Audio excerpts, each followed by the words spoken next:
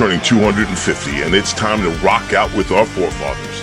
American-made, battle-ready style for true patriots. Whether you're marching in the parade, grilling in the backyard, or raising a toast to liberty, do it in the gear that screams freedom. Celebrate 250 years of USA in style. Wear your American pride loud. Trendjackers.etsy.com.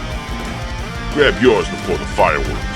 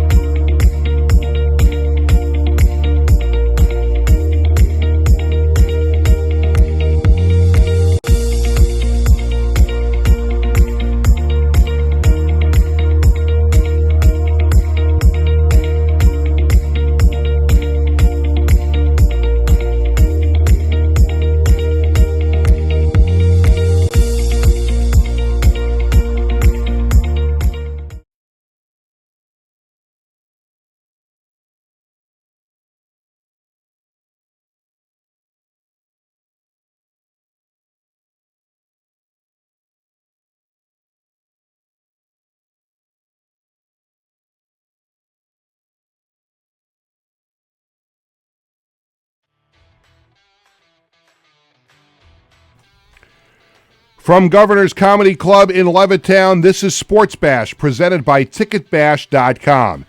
TicketBash.com, where memories are made affordable and where you'll never pay a service fee. Sports Bash is also presented by Ryan Anthony's Heating and Air Conditioning Service, keeping Long Island warm for over 18 years, serving their customers in Nassau and Suffolk with pride, honesty, and integrity. For more information, visit www.liboilers.com. Well, hi again, everyone, and a happy Tuesday, a rainy Tuesday here on Long Island.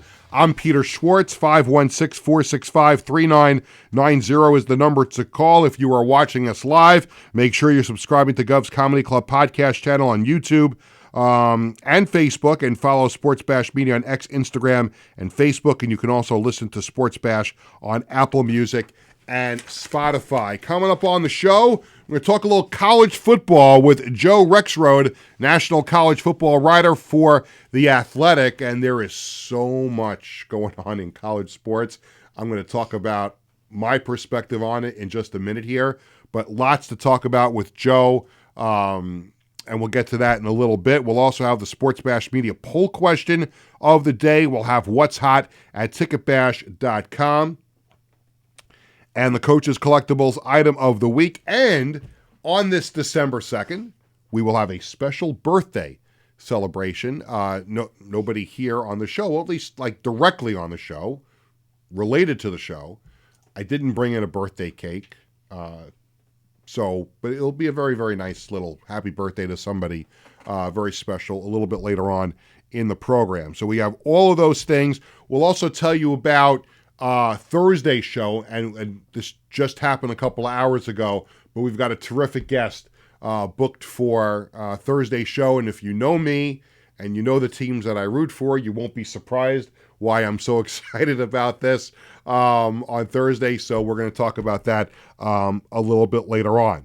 We're going to have Joe Rexrode, the national college football writer for The Athletic, joining us in about, I was watching the Knock 'em Dead comedy show that you can hear 11 to 12:30 every Monday through Friday with Tony Walker, who is my producer, and Diane was with him today. And I heard them talking about how the clock fell off the wall early on in the show. Tony, it was early on before the show even started. Right before the show even started. So out of habit, if you watch the show, you'll always notice me kind of like glance up to my right to get a look at how much time I have left in the segment, and I'm listening to Tony's show driving here.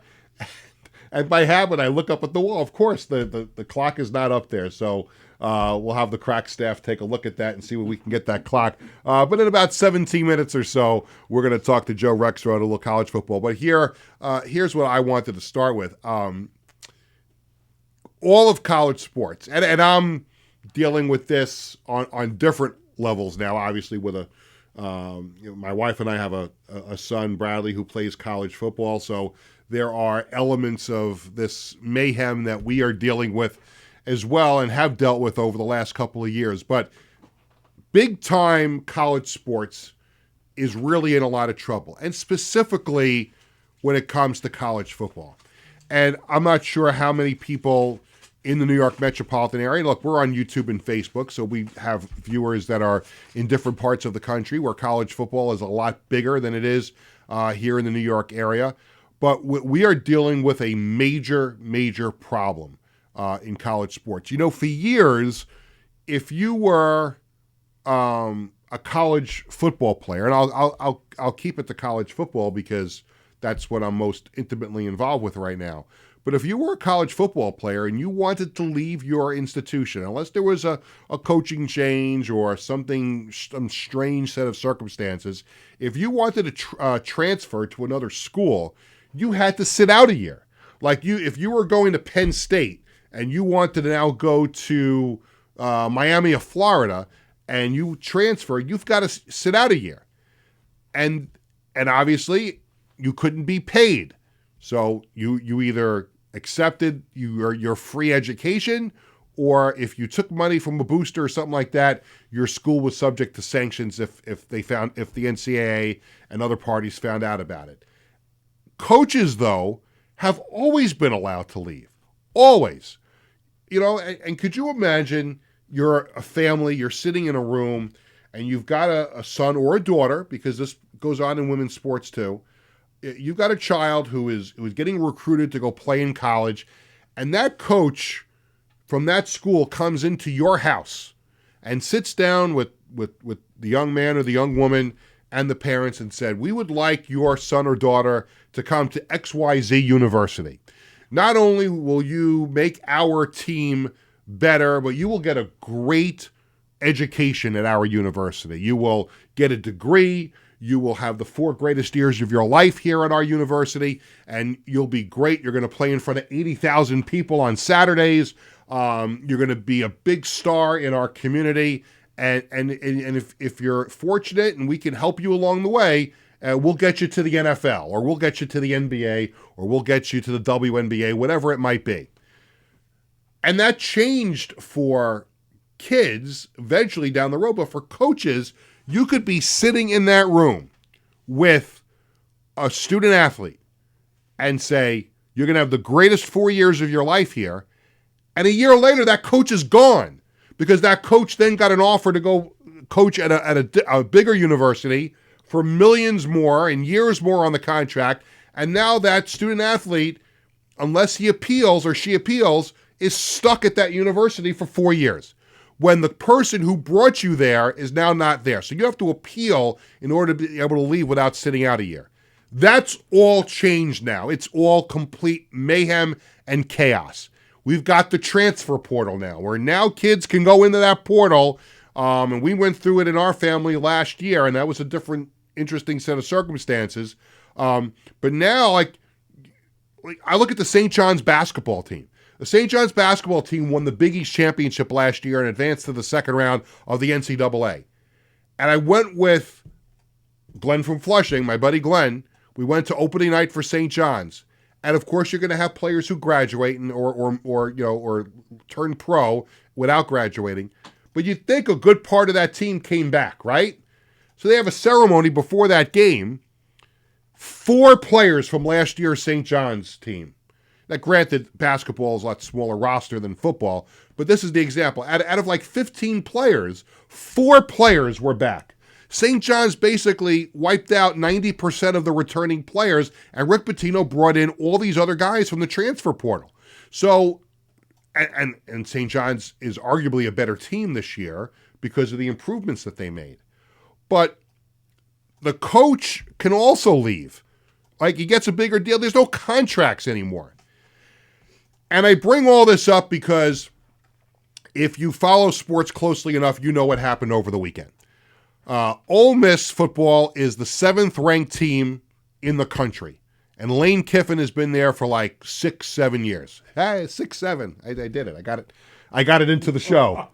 See, Bradley and Jared, you told me I would never get 6-7 into the show. And there it was. Lane Kiffin's been at Ole Miss 6-7 years. You're laughing, Tony. Terrible.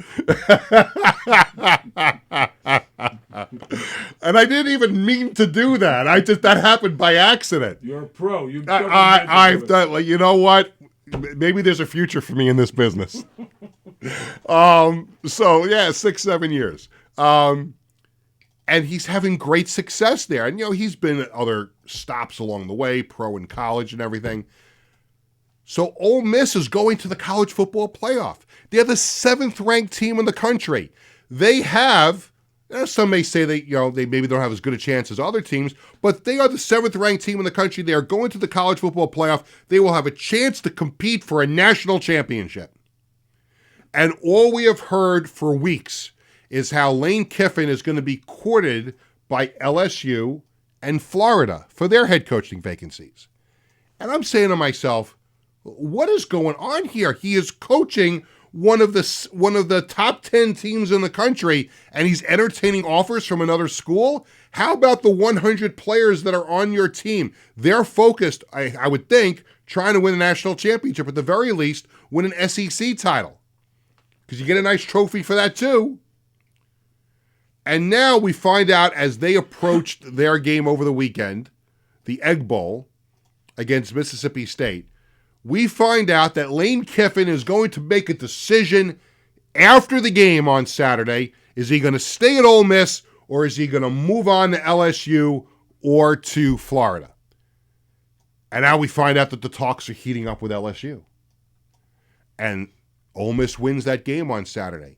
And now we find out on Sunday that Lane Kiffin is leaving Ole Miss and going to LSU. This season isn't even over yet. They're going to the playoffs. In what world should this be allowed? Like, could you imagine, and again, I'll keep it to something that I know. Could you imagine the Islanders are going to the playoffs and Patrick Waugh is getting offers from the Bruins and the Lightning to go coach them, and he decides at the end of the regular season, I'm going to be the coach of the Bruins next year. Like, how is that allowed? How does the NCAA and the SEC, the Southeastern Conference, how do they allow that to happen? You want to leave after the season? Leave after the season. That job will be there. If they want you that bad, they'll wait for your season to be over. But you are now leaving your student athletes high and dry before they make what could be the most memorable few weeks of their lives, making a run at a national championship. And you've got the balls to say you're going to leave. And not only that, but a big part of this transition of Lane Kiffin going from Ole Miss to LSU is that this guy had the audacity to now say, well, I'm going to take some of my coaches with me, and potentially some of the players who are going to go in the transfer portal and follow Lane Kiffin to LSU. But here's the kicker. And here's why, again, I love the NFL. I love the Jets. And I'm into college football a little bit more now because I have a son who plays college football. So I'm following this a little bit closely, but I know what's been going on for years and years and years. But here's where Lane Kiffin has elephant-sized testicles. He wants to coach Ole Miss in the playoffs. You believe this guy? He's leaving the program and the university to get a gazillion more dollars at LSU, and he goes in and tells the athletic director, you know what, I'm leaving, I'm going to LSU, but I want to coach the team in the playoffs. What kind of balls do you have? And Ole Miss was right. They told him to get the fuck out of here. Because that's what I would have said if I was the athletic director. And again, the NCAA and the SEC allowed this to happen. How do you allow this to happen? Here's what I would do right now. Because he initiated this, first, the extreme here is he wants to go to LSU, he's got to sit out a year. He's under contract. You want to leave and go to LSU. Do what the players used to have to do. You want to transfer to the new school? First of all, wait till after the season is over. Number two, now put the poison pill on there where now you have to sit out the year before you go to LSU. But you should not be allowed at all to take anybody from your coaching staff or any of your players. Now, if those players want to go in the transfer portal, great. You want to go find another place to play? You cannot follow that asshole to LSU. Because he left us high and dry as we were getting ready to go in the playoffs and win a national championship. And I'll tell you right now, Lane Kiffin is a great coach. Fabulous coach. And I want my teams to win more than anything.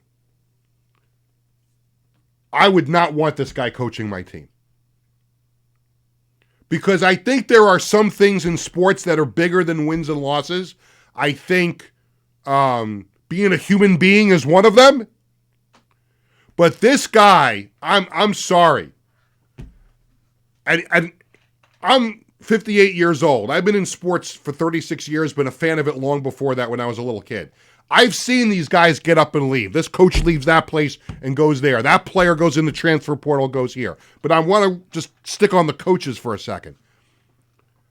Coaches have left. This is the most egregious thing that I've ever seen. The fact that the guy wants to leave before the playoffs start. He wants to bring coaches with him. And you know he wants to bring players with him too. How dare you?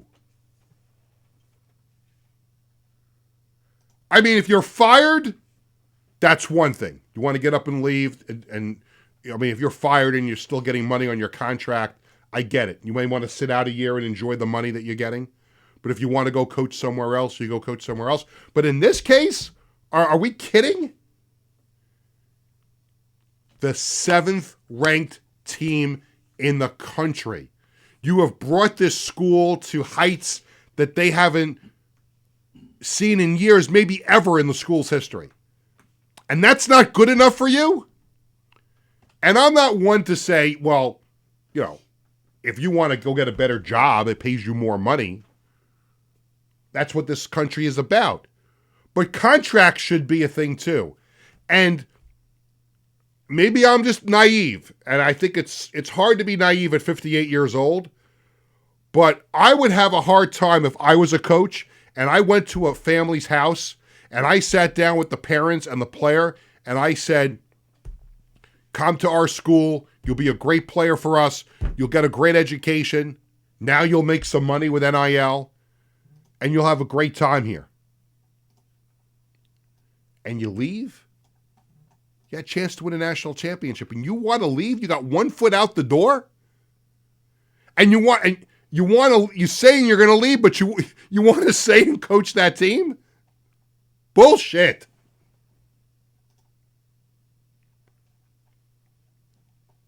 I don't get it. Look, it's one thing for you to ask for this to happen. Like, you go to LSU, they offer you what you want, the same bonuses and stuff like that, more money. I got it. Ole Miss is letting you walk out the door. But how does the NCAA allow this to happen? I'll never forget this. I don't mean to go off script a little bit, but I covered years ago the Giants-Patriots Super Bowl in Indianapolis. The second Giants-Patriots Super Bowl. Which, by the way, is of all the Super Bowls I've covered, this was my favorite. Indianapolis did a great job. That's a story for another day. But I remember landing in Indianapolis and checking into the hotel. And the great thing about Indianapolis is that it's a small city with a big city feel. Tony, I don't know if you've ever been to Indianapolis before. I would love to go back. We had such a good time that week. It was my favorite Super Bowl that I covered. Even better than Dallas and better than, where else did I go? To New Orleans. I've been to a few of them. That was the great, because all the hotels are like a cluster of hotels around downtown Indianapolis. Everything was walking distance. The team hotels were right, everything. But it's a big city feel. It's America's heartland. It was beautiful there. But I remember checking into my hotel room, dropping my bags, and I want to see what the view is. I always like when you go to a hotel and you're in another city, you always like to see what the view is outside, right? I open up the shades, the blinds to my hotel room, and what do I see out the other side of the hotel? The NCAA offices are in the building right outside. So I remember telling somebody, I have great view out my hotel room. What? The most corrupt organization that you would ever want to see in your life? The FBI? Like, no. The NCAA. Look, you could be angry, and I'm angry at Lane Kiffin, and I'm angry at all the parties involved, but I just don't get how they can allow that to happen, how the NCAA allows that to happen. We're going to talk more about that when we come back here on the show. Coming up in just a minute, we're going to be joined by Joe Rexrode, national college football writer for The Athletic. We'll come back right after this here on Sports Bash. Hi, I'm Peter Schwartz. And I'm Vinny Tickets. We want to take a moment to talk about our fantastic sponsor, the Embassy Diner. Embassy Diner has been a beloved staple in the restaurant industry for over 50 years. And the great thing about it is when you walk through the door, you're not a customer, you are family. Every visit... Welcome back to Sports Bash, presented by TicketBash.com and the Ryan Anthony Head Start Fund. I'm Peter Schwartz. We'll get back to your phone calls at 516-465-3990 in just a little bit. You heard me on the open talking about the Lane Kiffin situation, which has been one of the big stories, not just in college sports, but in the entire sports world. Everybody is talking about what happened over the weekend with Lane Kiffin leaving Ole Miss to go to LSU. So I thought it'd be good to bring in one of the best experts you can possibly find to talk about that and everything else going on in the world of college football. He is Joe Rexrode, national college football writer for The Athletic. Joe, it's Peter. How are you? Great, Peter. How you doing? Doing great, and thank you so much for taking some time out of your day to join us here on the program. I don't know how much of my opening segment rant you heard about me talking about Lane Kiffin's exodus, so let me just start by asking you for your thoughts on his decision, not just to leave Ole Miss for LSU, but the other controversial aspect of this, of him trying to bring coaches with him and also trying to stay with Ole Miss through the playoff. Yeah, and that's really the thing that there's been a lot of criticism for Lane, well-deserved, and I think some people, and I guess at this point it's primarily like LSU fans, close friends of Lane, and like Herb Street and Saban. I mean, they'll defend it and sort of point out, well, people leave for jobs all the time. Sure, and also the calendar is not his fault. So I mean, that's true too. And, right. And Saban made that point, but what he did on the way out is my real problem with it. Like you said, Peter. I mean, look, is it a problem that he wanted to keep coaching the team? No, I get it. I get wanting that and pushing for it and wanting to finish what you started, and that it's a conflict. The timing isn't great, but when you get into, I really want to finish with this team, let's go win a championship, and you're not letting me do this, well, let me screw this team over, these kids over, these coaches over, these staffers over, the whole school, the fan base, let's screw everybody over because you're not letting me get what I want, which is a ridiculous request. I mean, look, again, I am fine with I want to finish this out. Any AD who would let someone who is leaving his school for a rival school where you are recruiting the same kids in the same region, like a nearby rival, a hated rival. There's no AD in the country who would. You might give it an hour of thought and move on. It's like you just can't. I wouldn't even give it that long. I might give it give it 5 seconds and say no. You're out the door. Yeah, it's just like you can't do it. So look, like I understand. So Lane, you want to ask for it? Fine. Look, we are seeing other coaches. We're seeing John Summerall. If Tulane gets in, he's going to get to finish. But again, he's going from Tulane to Florida. Right. So that's. For Florida, it's like, great, go, you can recruit for us. You still do that. Tulane wants its best possible chance to win a game. Fine. This is totally different from that. And, yeah, again, it's just everything he talked about, and he's worked really hard to work on his image. Mm-hmm. To me, he just flushed it with that. Right down the toilet. Yeah, and it's just, he's so dishonest. First of all, his statement, like there's not, his statement about the players wanting him to coach and then he's trying to say it was a half hour that he found out, like at the presser yesterday. All national media said he should. No, your buddies at ESPN who have the same agent as you said that, Lane. I mean, it's come on, it's ridiculous. But Lane thinks people are stupid. Yeah, he does. And here's my biggest problem, and I talked about this on my monologue a few minutes ago. It's one thing for Lane Kiffin to want to do this, for Ole Miss to let him go, for LSU to give him all that money in those years and everything that he asked for.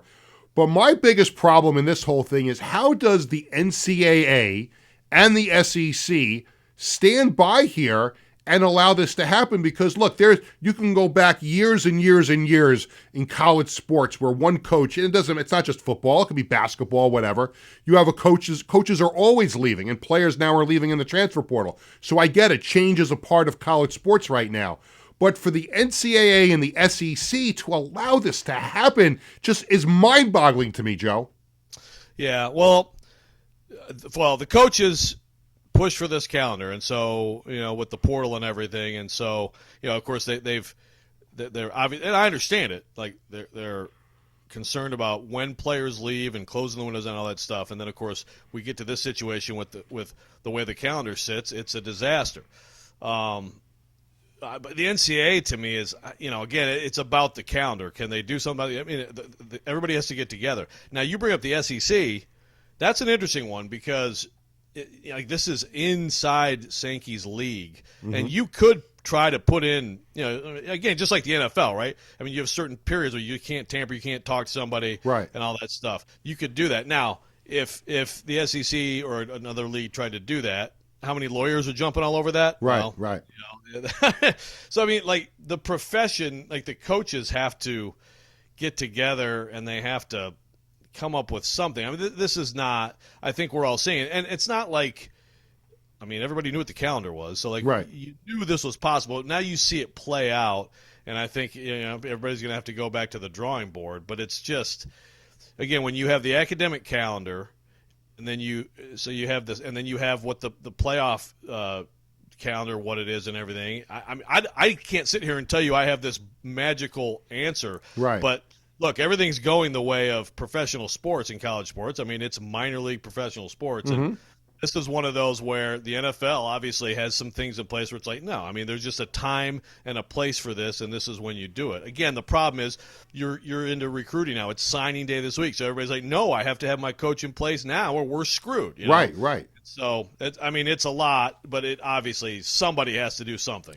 I was watching a video this morning on social media. You may have seen it also. Texas Tech head coach Joey McGuire was talking about some of the things you just talked about, the calendar and the need to get everybody, get rid of week 0 and get everybody starting on time in August, and that you shouldn't have the football season extending into the next academic semester, and all the things that he was talking about in this little 2-minute clip that I saw this morning I thought was fascinating, and I agree with a lot of what he's saying, because they've got to get everybody together on the same page and try and make it possible for this not to happen, because you've got too much.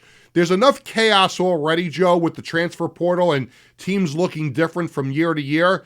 But to avoid something like this happening again, they've got to get everybody together on the same page and fix this.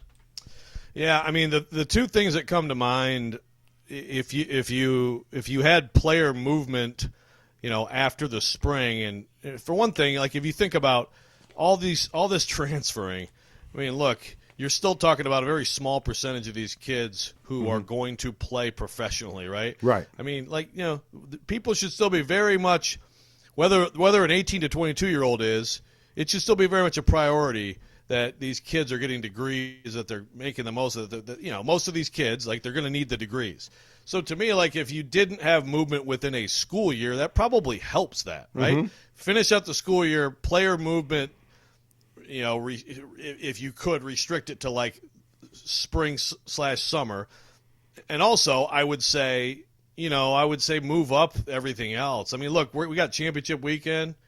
Who cares? I mean, I want to watch Indiana-Ohio State because it's a great matchup. But, like, they're both going to get buys in the playoff. Yeah. Alabama-Georgia, yeah, they're playing for an SEC championship. These leagues are so huge. Texas A&M can do what it did and never play a top 7 team in its league all year. I mean, it's just, to me, you move the play. And I think, as great as I liked the 12-team playoff, Peter, last year, I don't know how you felt about it. Yeah. I liked it. Yeah. But it got long, man. And you get into, like, late January, it's like, my goodness, this sucker's still going. I feel like moving the calendar up that way, I don't know how, if that necessarily relates to this problem specifically, but I just think that that's something that should be done. And, like, this championship weekend it's a problem now. Yeah, I mean, I think now that you have the 12-team, playoff, and some people even calling for a bigger playoff, I don't know if you need more, but it does almost render these championship games, meaningless, because, the two teams are playing for a conference championship. They're going to the college football playoff anyway, so it really doesn't matter. But I just think you have to have everybody starting at the same time, and I think you have to get this done quicker, because especially, and listen, again, not to give too much credit to the transfer portal, but if a player is looking to leave, I think you want to give that player enough time to kind of decompress after the season, go in the portal, and then get to a new place in time for the spring semester so they can go through, spring practice, all that stuff. It's just the calendar seems to be the biggest hurdle in all of this. Yeah, and that's, see, to your point there, obviously coaches, they want their team for the next year to be there for spring practice. Right. But, it's like spring practice even now to me has been devalued, I mean, I get it. You want as much time as possible. And all these coaches are like, I have 40 new guys on my roster. It's total turnover. But as long as it's the same across the board, what is wrong with players going through stuff, working out, doing whatever they're going to do? Maybe with spring ball they have a little bit more clarity on where they actually stand on the team rather than, like you said, 5 minutes after the season ends. And so then again, you have your – it's just like, again, the NFL has its time period. February you got free agency, or March, I guess. February combine, March free agency, then you have the draft. Again, like to me, for college football, it should be like May, June. And then, look, it's not ideal in some ways. Some coaches would be like, man, that's, you're asking a lot. But if everybody has the same conditions, I think that would solve some of these problems. I think you and me are on the same page here, Joe. Maybe we should run college football. Okay, let's do it, man. I mean, it needs someone to, there's someone needs to be in place to, try to get these leagues together a little bit. It's just so many factions working against each other. So, yeah, I'm in. Yeah, we'll see if our people can contact the right people. We're talking to Joe Rexrode, national college football writer for The Athletic. He joins us here on Sports Bash. Okay, enough about Lane Kiffin leading. Let's get to the good stuff here. And as we were just talking about, we are heading down the stretch of the regular season, getting to the college football playoff. As you look at it right now, give me your top 4 teams that you are most interested in seeing here in the tournament, and who you think winds up coming out on top at the end. Yeah, well, look, I do think the two teams playing in Indy, I think they're both really good. I think Ohio State's the best team. I mean, I'm sure there's not a lot of excitement out there outside of Buckeye Nation for a repeat champion, but I just their defense is tremendous. They're loaded. I mean, Arvell Reese might be the best. He might be the most talented player in college football. He might be the top pick if it's not a quarterback, or he might be the top non-quarterback anyway. Jeremiah Smith, they're ridiculous. I'm very interested to see those two teams play this week, but I think both of them can make runs. Indiana showed me a lot with that win at Oregon. And you can get into with all these things, but how good is Oregon really? How good is, again, Texas A&M? How good are they really? But those two for sure. I think Georgia is really rounding into form. Georgia never beats Alabama. So, again, I keep going to, this weekend that I just said was worthless, and I'm actually interested in these games. But I think Georgia's rounding into form. Look what they did to Texas a couple weeks ago. And I think they have a chance they might be the best bet out of the SEC. And then I think Texas Tech is really good. I know what happened in the Arizona State game, but, I mean, that defensive line, that defensive front of Texas Tech, their passing game is not great. They run the ball, and their defense. I'm really excited to see them against a really good team, from somewhere else. Those four. But I'll tell you another thing, and yes, there is some bias here because I live in Nashville and I've covered them a lot. We're all going to get screwed if Vanderbilt's not in the playoff. Yeah, they have the best. They have the best offense in the country. They lead the country in yards per play, points per drive. They got what, in my mind, is the best player. And if I could pick a team just to see what it could do against Ohio State's defense, it would be Vanderbilt, because I think they have the best chance of doing something, and we're not going to probably get them in the field. Are you a big fan of Fernando Mendoza, the Indiana quarterback? Because obviously with the NFL draft coming up and teams are going to be looking for a quarterback, are you excited to see what he does under the big lights here in the playoffs, and do you see him as a franchise quarterback in the NFL? Very excited. I like him a lot. And this is a Heisman weekend, too, by the way. I think if he plays great and beats Ohio State, I think he's going to win it. I think if he doesn't, I think Pavia is going to win it. That's just my guess right now. The franchise quarterback thing, every year someone is going to talk themselves into, here, this guy should be the number one player. Like Cam Ward is not that level, and I see him every week here in Nashville. But he was – right now I'm guessing Mendoza would be that guy. Is he a guy I look at and say, oh, absolutely, throw everything – put my whole franchise on him? I don't know. I do like him a lot, but I've been so bad. Look, I go back to being sure that Ryan Leaf was going to be way better than Peyton Manning. So I'm just the wrong person to ask. I think we all missed out on that a great deal a number of years ago. Really quick, your thoughts on Notre Dame, because obviously they having another a pretty good season too. Could they be a sleeper in the playoff? Yeah, I think they're really good. It is like they played the two good games. They lost the close games to good teams. I mean, their best win since then is like USC at home. So, but they have been destroying people. I mean, Jeremiah Love, there's a guy, he's going to do things on Sundays. He's tremendous. I like C.J. Carlisle as a young quarterback. Their defense was bad early, and they've really rounded into form. So, yeah, I think they're dangerous for sure. And I think it may if you put game pressure on C.J. Carr, that's what I'm interested in. I think he's going to be really good. In one of these playoff games, is he ready for those moments? We'll find out. I think we all think. I mean, it never really winds up happening all the time the way we think it's going to happen. But think is a very, very good word. Joe, how could people find your content and follow you along at The Athletic?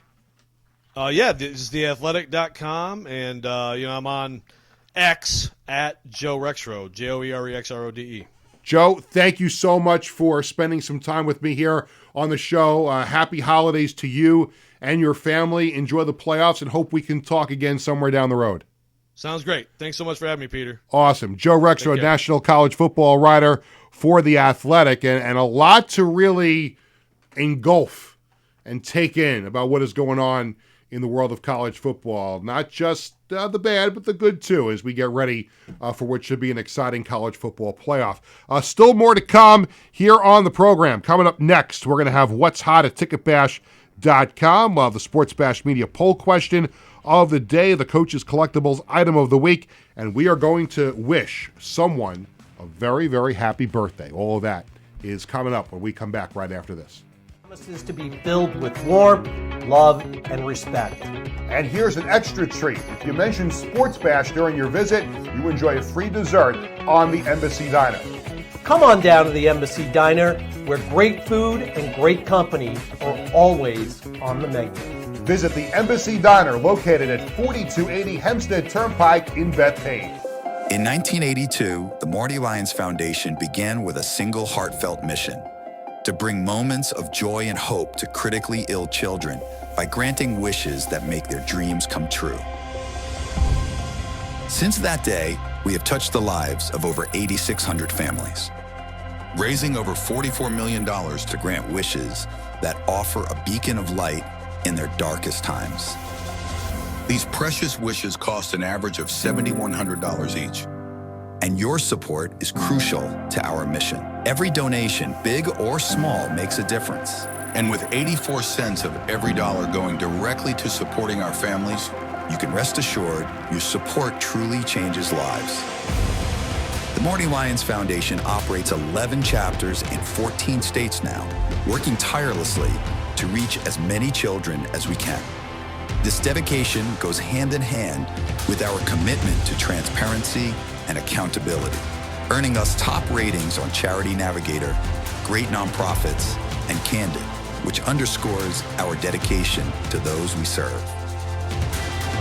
The Marty Lyons Foundation grants wishes to children ages 3 to 17.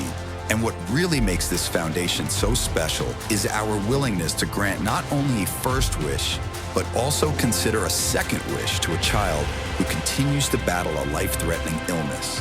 We stand by these children, offering them hope and strength through the power of dreams, giving our children the courage to wish for more.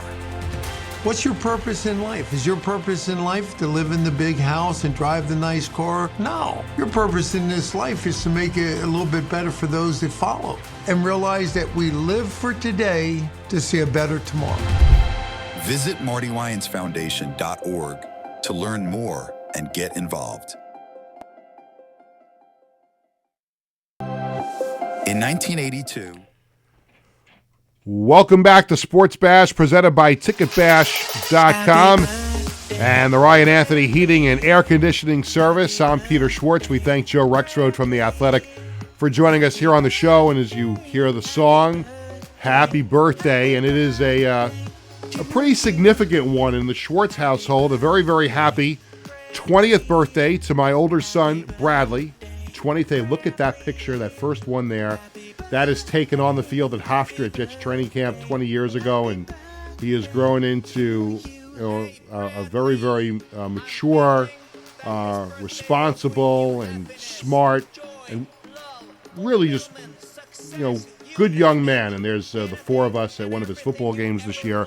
But he has grown into a fantastic human being, a great football player, a great student athlete. And we're talking about student athletes before, but my wife Cheryl and I and his younger brother Jared, we cannot be more proud of Bradley's accomplishments.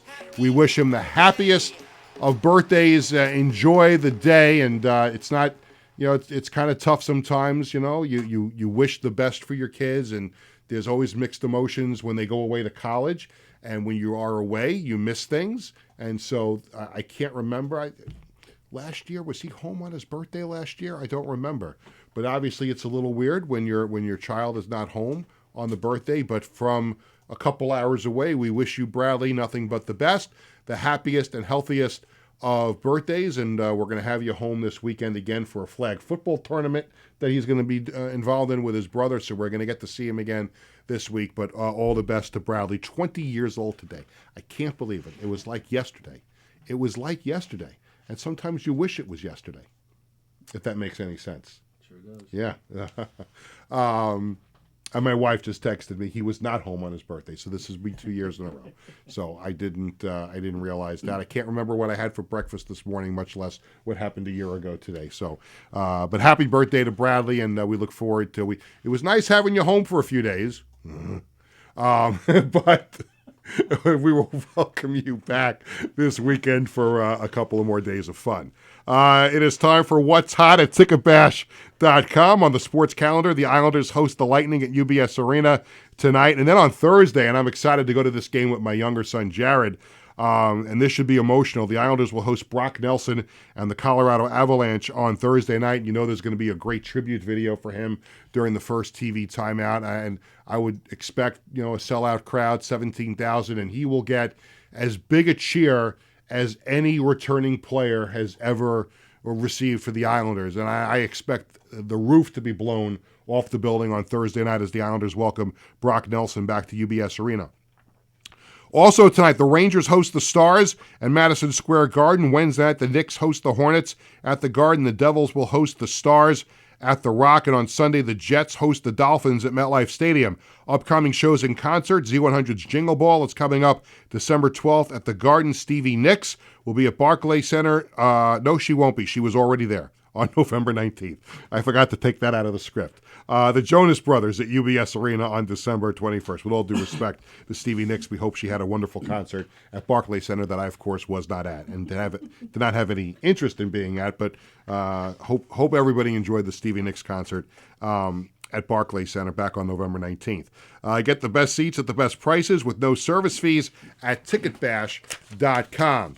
All right, it is time for the Sports Bash Media poll question of the day. It is brought to you by our good friends at the Embassy Diner. It's located at 4280 Hempstead Turnpike in Bethpage. Every customer is considered family at the Embassy Diner. And you can mention Sports Bash and get that outstanding, delicious, scrumptious free dessert with your meal. Tony, have you mentioned Sports Bash at the Embassy Diner at all recently? Have I mentioned it? Have you mentioned? Do you get the free dessert when you go in there with your family? Actually, yes, we do. Okay, I just want to make sure you do that. Of course. You're entitled to that free dessert. Too. Damn. Even though you work here on the show. Sure. You just got to mention Sports Bash, and Gus will take that apple pie and shove it right in your face if you wanted to. There you go. And then throw you a cookie, too. Throw a cookie, yes. Bradley, the birthday boy, loves the cannolis at Embassy Diner. So I'm not a big fan of cannolis, but if you like cannolis, you should try the cannoli at the Embassy Diner. We post a new poll question every Tuesday and Thursday on the Sports Bash Media X/Twitter page. Jets and Giants fans, do you root for your team to lose to get a better draft pick? And I asked this question only because I was at the Jet game with my family on Sunday. We go to our one or two. I think this year will be one. Our one game of the year was Sunday, and we got to see them beat the Falcons. But I ran into a friend of mine before the game, and I said, let's get a win today. And somebody else walked by and said, do you really want them to win? And I'm like, I cannot sit there, and I don't know, Tony, how you're programmed or how any of the viewers are programmed, but the two answers to that question are yes and no. Do you root for your team to lose to get a better draft pick? And I'm like, no, I don't, because if I'm going to invest a day of schlepping from Long Island to East Rutherford, New Jersey, and sitting in the rain and the cold with my family and sit there and hope the Jets lose the game, like, no, I want them to win. Where they pick is where they're going to pick. They have 5 first-round picks in the next 2 years. They'll figure out a way to get a quarterback somewhere. I don't know how you would be, but like if I'm going to invest my time and my day at the game, don't you want to see your team win the game? Of course. However, and I think 99% of the time I agree with you. This time I think I am going to disagree. You're going to disagree. As a loyal fan, yeah, you go for the pick because that's the future, and you can still appreciate the game by watching maybe the younger players. Oh, I appreciated them winning at the end. Well, I'm sure you did. Yes, sure absolutely. No, but I'm just listen, and I get it. And at the ultimate, but the ultimate objective is to build a team that's going to win a championship, right? Mm-hmm. So at what point do you weigh, and I'm doing the 6-7 thing again, at what point do you weigh losing to get the better draft pick? And that draft pick may not even work out. You may draft a bust with that draft pick, right? So, or does for the players who are going to be back next year, don't you want to create a winning culture? Like they're 3-9 right now, and I look at their last 5 games, and I think could win 2, maybe 3 of those 5 games.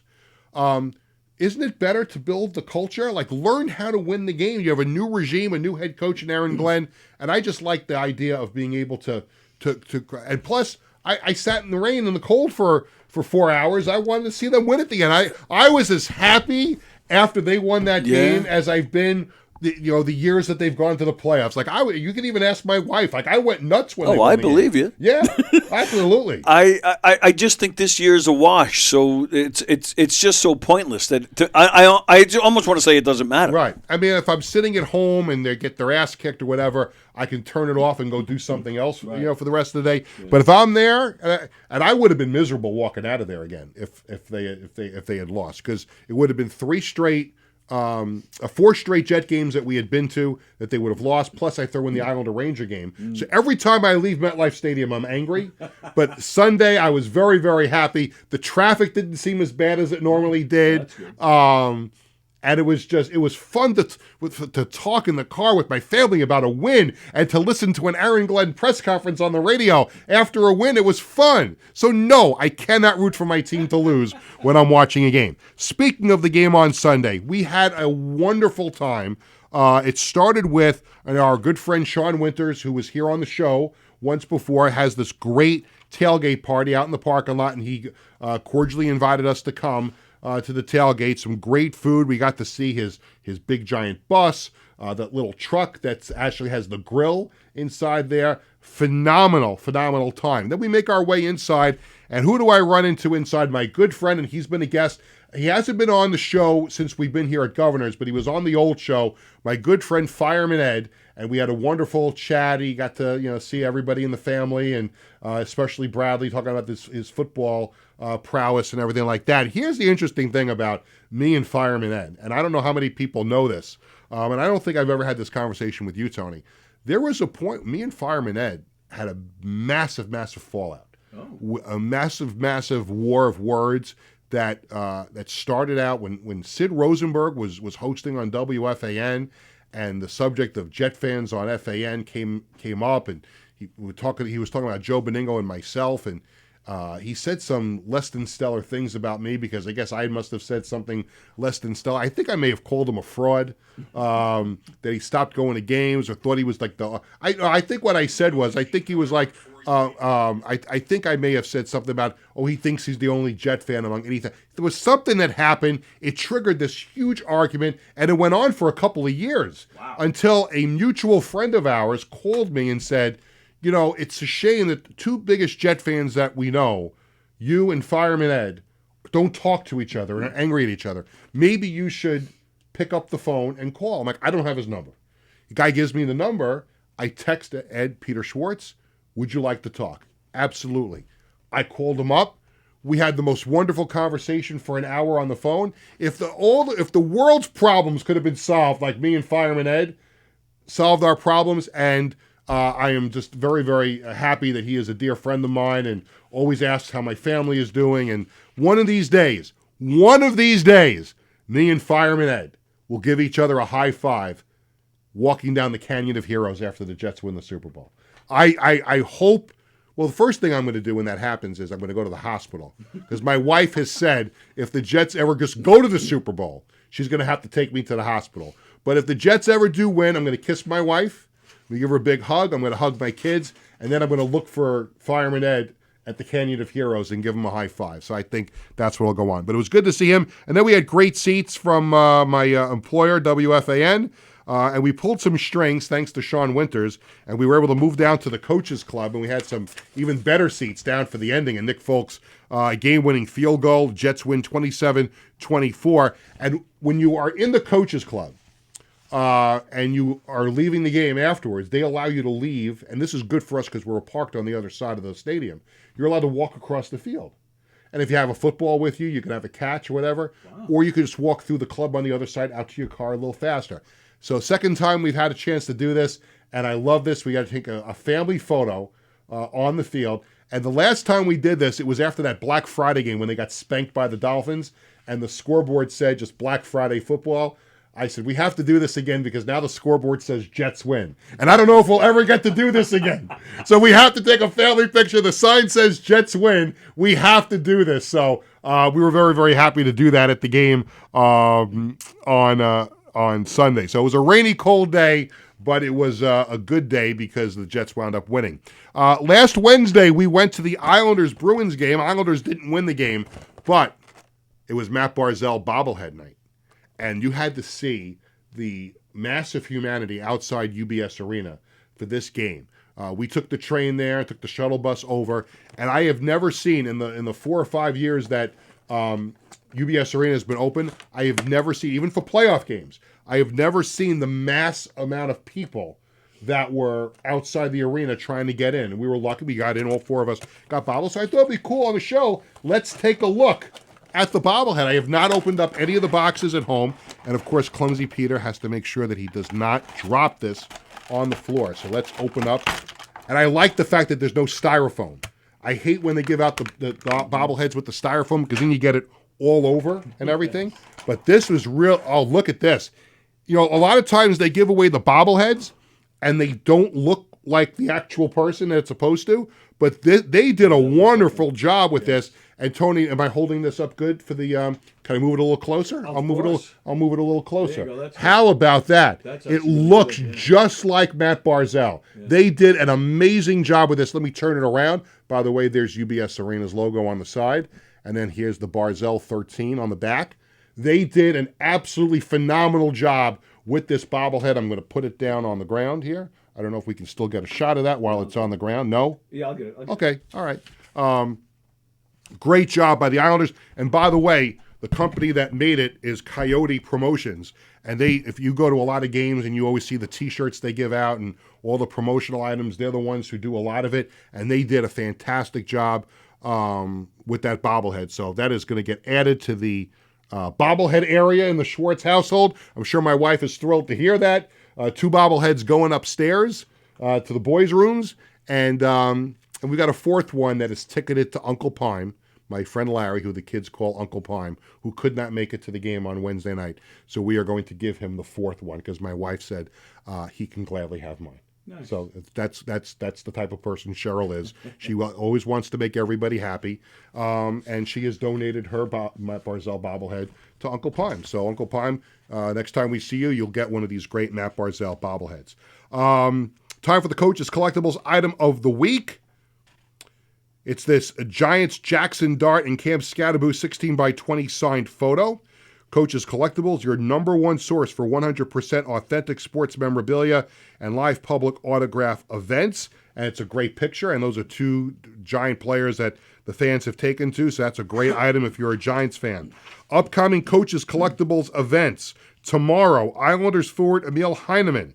December 3rd, tomorrow, 7 p.m. to 8 p.m.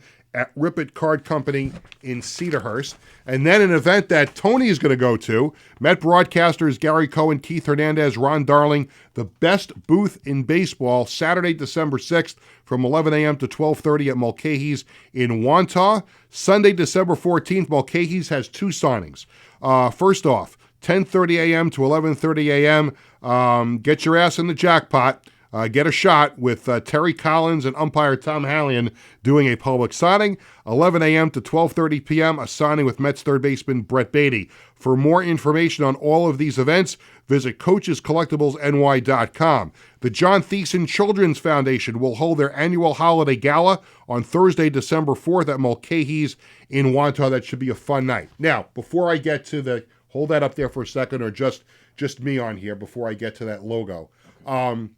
This has been an interesting year for me, work-wise.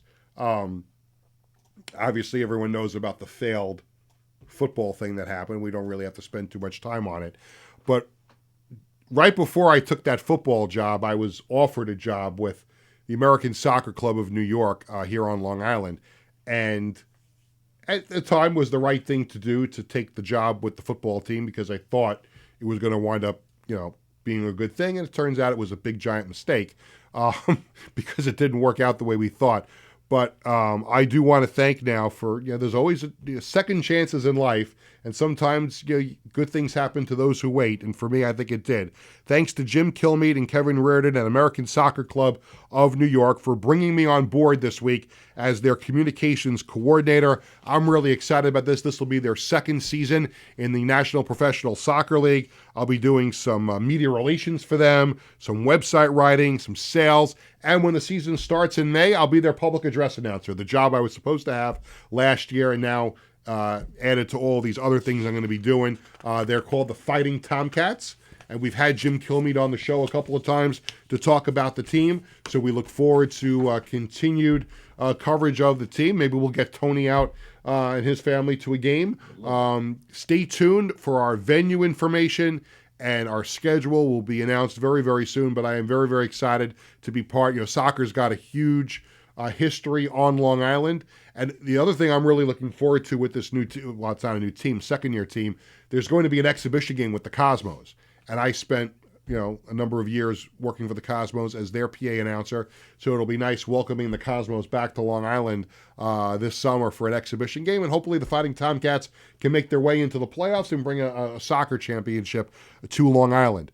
Also, congrats to my sons Bradley and Jared and the rest of the Gotham City Dragons stickball team for their big 6-4 win over Morningwood Saturday in the Morning Fire Mayhem game that was played in Wantagh.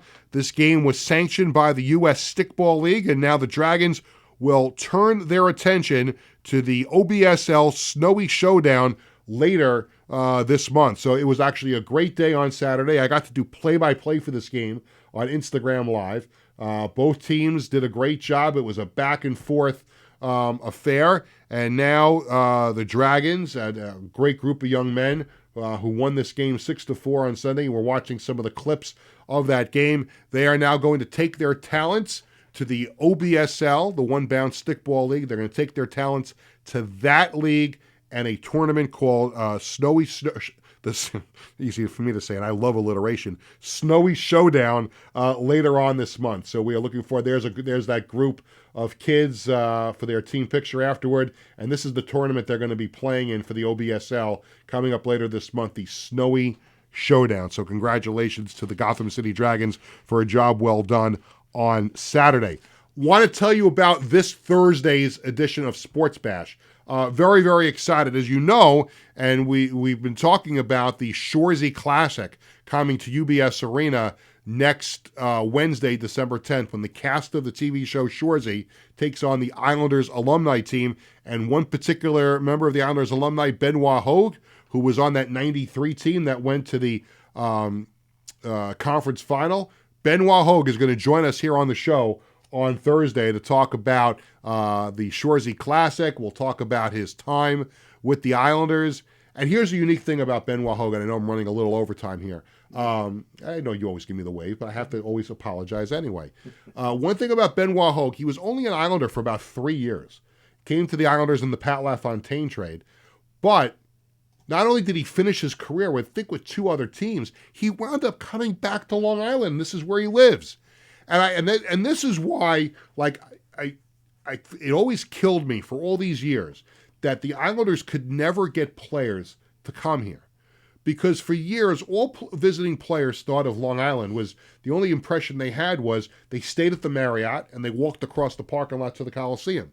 Well, that's all of Long Island any of these guys ever got to see. They never got to see everything that Long Island has to offer. But when players do eventually come to the Islanders, most part, there's some that, didn't like being here, but for the most part, these players that come to Long Island love it here, and they make it their full-time home. And Benoit Hogue, not only did he come here, embrace it, left, has now come back, and he calls Long Island home. And I really appreciate that about him. It doesn't matter if you played, 500 games or 1 game. If you played for the Islanders, you're an Islander alum, and we're going to welcome Benoit Hogue to the show on Thursday. And that will do it for this edition of Sports Bash, presented by TicketBash.com and Ryan Anthony's Heating and Air Conditioning Service. Thanks to my guest, Joe Rexroad from The Athletic. Thanks to Tony Walker and everyone here at Governors. Thanks to our social media coordinator, Leanne Burgess. Sports Bash is sponsored by the Embassy Diner in Bethpage, Coach's Collectibles, and by the Marty Alliance Foundation. Thanks to everyone for watching. And before I forget, because I wanted to put this on before,